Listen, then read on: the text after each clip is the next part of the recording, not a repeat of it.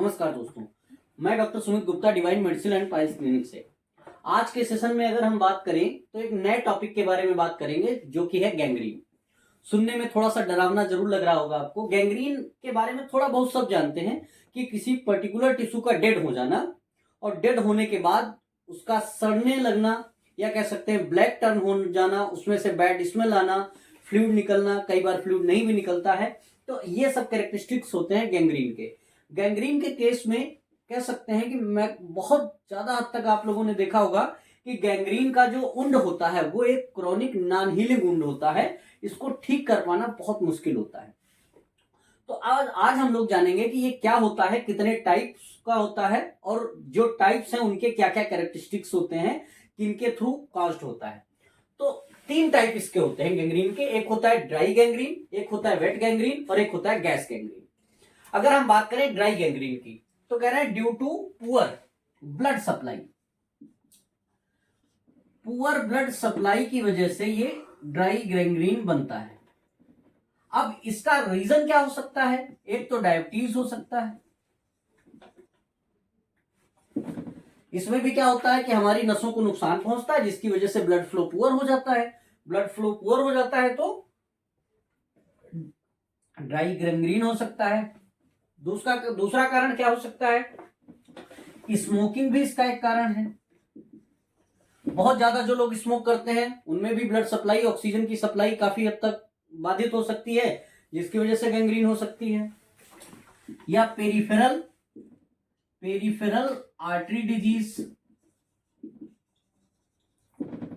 ये भी एक कारण हो सकता है। इसमें जो पेरिफेरी के कह सकते हैं जो पार्ट्स होते हैं उनमें ब्लड सप्लाई बाधित होती है, रुक जाती है। इसमें होता क्या है कि कोई पर्टिकुलर टिश्यू है उसका कलर पहले येलो होता है या कह सकते हैं ब्लू पड़ने लगता है क्योंकि ब्लड सप्लाई कम हो रही है। वहां पर ब्लड सप्लाई कम होती है तो पहले येलो या ब्लू टर्न होता है, उसके बाद ब्लैक टर्न होता है। ब्लैक टर्न होने के बाद वो धीरे धीरे ममीफाइड होता, सूख जाता है, ड्राई हो जाता है। समझ रहे हैं? तो मान लो कोई ऑर्गन है, पहले ब्लू हुआ क्योंकि ऑक्सीजन की कमी है तो पहले ब्लू होता है, फिर उसके बाद ये ब्लैक हो जाता है, फिर धीरे धीरे ये ममीफाइड हो जाता है। ममीफाइड का मतलब सूख जाता है, और सूखने के बाद कह सकते हैं टिश्यू पूरा डेड हो गया तो बिल्कुल ऐसे सूखा सूखा हो जाता है, इसलिए इसका नाम ही है ड्राई गैंग्रीन। इसका सबसे कह सकते हैं एक ऐसा पॉइंट जो लोग इस पे जल्दी ध्यान नहीं देते कि इसमें पेन नहीं होता, या अगर है भी तो बहुत हल्का फुल्का होता है, कुछ खास नहीं। तो लोगों को लगता है कि एक आम सी बात है, कोई खास बात है नहीं, ध्यान ही नहीं देते लोग, तो इसमें पेन नहीं होता और गैंग्रीन डेवलप हो जाती है। अगर हाथ में है तो आगे के हिस्से में कह सकते हैं ब्लैक हो जाएगा, ब्लू का ब्लैक होगा, सूख जाएगा, बिल्कुल ड्राई लकड़ी जैसा हो जाएगा। वेट गैंग्रीन, अगर इसके कारणों की बात करें वेट गैंग्रीन की, ये तो ड्राई गैंग्रीन के बारे में हम लोगों ने जाना, तो इसके कई कारण हो सकते हैं। जैसे इंजरी हो सकती है, ट्रॉमेटिक इंजरी, बर्न हो सकता है, डायबिटीज वुंड हो सकता है, डायबिटिक वुंड हो सकता है, ठीक। या फिर कह सकते हैं फ्रॉस्ट, कोई ठंडा शॉक लग गया कि बहुत ज्यादा ठंड में कोई हिस्सा एक्सपोज हो गया तो उसमें भी ब्लड सप्लाई बाधित हो सकती है, तो ये भी कारण इसका हो सकता है। क्योंकि इसमें डिस्चार्ज लगातार बना रहता है, मतलब फाउल स्मेलिंग, गंदी सी स्मेल वाला फ्लूइड निकलता रहता है, पस निकलता रहता है, तो इसमें इंफेक्शन का खतरा बहुत ज्यादा रहता है। सीवियर पेन होता है, बहुत तेज पेन होगा। फिर कहना है इन्फेक्शन में स्प्रेड रैपिडली, इन्फेक्शन बहुत तेजी से फैल सकता है। डिस्चार्ज और पस और फ्लूइड कह रहे हैं उसमें से पानी जैसा निकलता रहता है, कई बार पस होता है, कई बार ऐसा फ्लूइड होता है जो गंदा सा फ्लूइड होता है। और स्ट्रॉन्ग फाउल ऑर्डर, बहुत गंदी सी स्मेल आती है, स्ट्रॉन्ग गंदी ऑर्डर आती है। स्किन टर्निंग ब्लैक और ग्रीन, जो स्किन है वो धीरे धीरे ब्लैक या ग्रीन टर्न होने लगती है। फीवर बना रहता है, बॉडी वीकनेस लगती रहती है, तो ये सब चीजें इसके सिम्टम में आते हैं। ये ड्राई गैंग्रीन से थोड़ा सा कह सकते हैं ड्राई गैंग्रीन से थोड़ा ज्यादा खतरनाक है। और इसमें ये भी नॉन हीलिंग वुंड का पार्ट है, इसमें मेडिसिन लेते रहते हैं, कोई खास फर्क नहीं पड़ता है। महीने 2 महीने 4 महीने बीत जाते हैं, लगातार दवा खाते रहते हैं, फिर डॉक्टर एक दिन बोलता है कि ये एम्पुटेशन करना पड़ेगा, काटना पड़ेगा। हालांकि आचार्य सुश्रुत ने, वांगभट्ट आचार्य जी ने बहुत अच्छी चीजों के बारे में वर्णन किया है। बहुत सारी आयुर्वेद में ऐसी औषधियां हैं जो इन गैंग्रीन के घाव को भर सकती हैं, आसानी से ठीक कर सकती हैं। तो उनके बारे में हम अभी बाद में चर्चा करेंगे। पहले वेट गैंग्रीन हम लोगों ने समझा, इसके रीजन के बारे में जाना, और इसमें जो आपके कह सकते हैं जो कैरेक्टरिस्टिक्स हैं उनके बारे में जाना। यहाँ पेन नहीं होता था, यहाँ सीवियर पेन होता है। यहाँ चूंकि लगातार फ्लूइड डिस्चार्ज हो रहा है तो यहाँ पर इन्फेक्शन का खतरा बहुत ज्यादा होता है और बहुत गंदी स्मेल रहेगी, ठीक है। और ऐसा लगेगा कि घाव जो है वो लगातार रिस रहा है, उसमें से पुरुलेंट डिस्चार्ज बना रहे।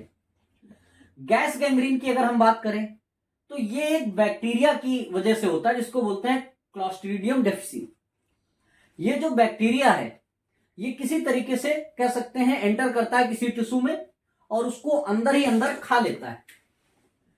बैक्टीरिया एंटर करेगा और अंदर अंदर उसको खा जाएगा, सड़ा देगा। ये मेडिकल इमरजेंसी है मान के चलिए, ये जो गैस गैंग्रीन है, क्योंकि ये लाइफ थ्रेटनिंग है, ये मेडिकल इमरजेंसी का केस है। अगर इसमें कह सकते हैं टाइम पर मदद, मेडिकल हेल्प नहीं मिली तो जान जा सकती है। तो जो गैस गैंग्रीन है वो तीनों में सबसे ज्यादा खतरनाक है, सबसे ज्यादा खतरनाक है और मेडिकल इमरजेंसी की कंडीशन है। तो ये क्लॉस्ट्रीडियम डिफिसी बैक्टीरिया की वजह से होती है। ये टिश्यू के अंदर एंटर करता है, उसे खा लेता है अंदर से, और जो उसमें गैस निकलती है वो स्किन ऊपर बबल की फॉर्म में दिखती है। तो कह रहे हैं बबल्स अराउंड स्किन, स्किन के आसपास ऐसे बबल्स जैसे दिखते हैं। अच्छा, वो आप लोगों ने पैकिंग वाली एक पन्नी देखी होगी जिसमें छोटे छोटे बबल्स होते हैं, उसे अगर दबाते हैं तो पटपट की आवाज आती है, तो ये कहते हैं crackling sound like bubble wrap. जब आप उसको दबाते हैं उस पर्टिकुलर जगह पर तो क्रैकलिंग साउंड जैसी आवाज आती है, जैसे बबल रैप वाली पॉलीथीन को आप दबा के फोड़ते हैं तो वैसा साउंड आता है। सीवियर पेन होता है, बहुत तेज पेन होता है, स्वेलिंग रहती है, फीवर रहता है, वीकनेस आती है। ये सब इसके कैरेक्टरिस्टिक फीचर है। और इसमें अगर ध्यान नहीं दिया जाए तो ये लाइफ थ्रेटनिंग भी है, इसमें जान भी जा सकती है। तो ये कह सकते हैं सबसे खतरनाक टाइप्स में है। और इस केस में एम्पुटेशन बहुत कह सकते हैं फ्रीक्वेंटली देखा जाता है, क्योंकि इसमें बहुत ज्यादा टाइम नहीं होता है कि बहुत ज्यादा आप उसको टाल सके।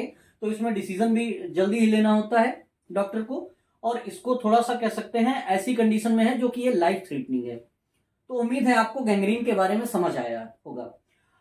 मैं नॉन हीलिंग वुंड में प्रैक्टिस करता हूं। अगर मान लो कोई ऐसा घाव है जो काफी टाइम से भर नहीं रहा है, आपके जानने वाला कोई ऐसा पर्सन है या कोई ऐसा व्यक्ति है जिसके घाव किसी भी वजह से हुआ है लेकिन लंबे टाइम से भर नहीं रहा है, तो एक बार नीचे दिए गए नंबर पे कांटेक्ट कर सकते हैं, या आपके मन में कोई क्वेरी है, कोई सवाल है तो एक बार हमसे पूछ सकते हैं, आपके क्वेश्चन का जवाब जरूर मिलेगा। Thank you.